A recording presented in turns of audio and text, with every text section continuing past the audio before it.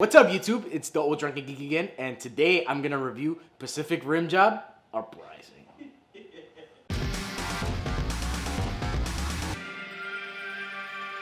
Upon going to this movie, I had not watched the first Pacific Rim.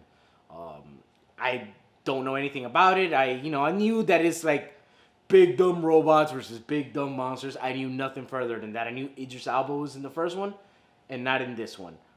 That's all I knew. And so going into this movie, which is like with a fresh eyes, fresh mind, open heart, open eyes. It was big dumb robots versus big dumb monsters, to be honest. That's really what it was. Much of the plot seems to reference the first movie, like a lot of it. Every 5 minutes is reference to, Idris Elba's character in the first movie, which does have some connection to John Boyega's character in this movie because it's his father. Spoiler alert, it's in all the trailers, we all know. The movie does a pretty decent job at explaining what's happening now, but a lot of the character moments just seem like they would be important if you knew them from the first movie. Just something about the movie that I didn't quite like. It's just like I felt like I was missing something the whole way through. Furthermore, this movie felt like cocaine, to be honest. This movie took no time to breathe at any moment. There was a movie just going and going and going. One scene after another, after another, after another. There was no moment where like, okay, we're gonna sit here and talk and think about stuff. None of that. It's like, okay, this is important for the plot. Let's talk about it now. As soon as this scene is done, somebody literally walks in the room to the next plot point. That one to me was like super sloppy. I don't want to shit on this movie completely, but that's what it was. It was cocaine from beginning to end, just fucking line after line after line. You know what I mean? Yeah, you do. So at one point in the movie, and this is spoilers, so we might as well start the spoilers now. Spoilers! A person that's close to John Boyega's character dies, and they don't give the character any kind of room to breathe, to mourn, or anything. It's boom, on to the next move, on to the next scene, on to the next thing. So in that way, I thought that this whole shit was detrimental. So the movie did the bare minimum with the main characters. It lets you know all their motivations, who they are, what they're about, what they want. But it doesn't do anything much more than the bare minimum. You don't get really great development with most of these characters.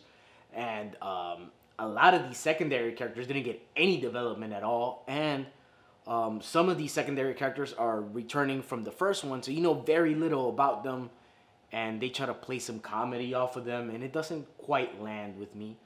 Even though a lot of the scenes in this movie were really comedic, and some of them did really land and did really work, but like I said, it was really lacking in character development. One of the standout performances in this movie was John Boyega. He was super charismatic. He basically carried the movie. He carried the movie. You know, he had other supporting characters, but he was the star of the show. I only know him from Star Wars and Attack the Block. I have not seen Detroit yet. I heard it was pretty good. But yeah, man, this is like starting to cement him a little bit as an action star. Could he be the next The Rock? Hell no, The Rock is The Rock, motherfucker. There ain't no other Rock. But he looks like he could be the next future great action star or, dramatic actor. He's super charismatic, and yeah, he was one of the best things about this movie. Also, the sci-fi aspect of it is sound.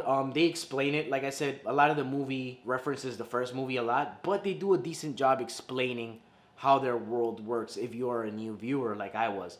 And, like I said, at the end of the day, it's big dumb robots against big dumb monsters. So, what did I think of that?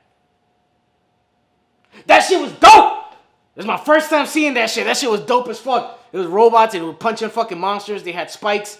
The fucking robots were doing karate on monsters. They were fucking giant, biggest buildings, rolling fucking monsters through buildings. Yeah, but other than spectacle, this movie didn't have much going for it. So, all in all, like I said, this movie was mostly spectacle. It's, if you have Movie Pass, which we're not sponsored by Movie Pass, but we'd like to be. If you have Movie Pass, you can just go ahead, check this movie out. If not, maybe save your $9 or whatever and, go watch something a little bit cooler. And if you watch the first one, maybe you'll enjoy this one. I don't know. I mean, it made me want to watch the first one. I heard good things about the first one from certain people, so who knows? But yeah, all in all, I'm gonna go ahead and give this movie 3 shots out of 5. I think that's fair. It was entertaining enough to, keep my attention. So yeah, 3 shots I think is fair. All right, so if you like this video, go ahead, like, share, comment, subscribe, all that good stuff. Check us out on Instagram, dropping loads, Ol Drunken Geek, and yeah, catch you fuckers next time. ODG out.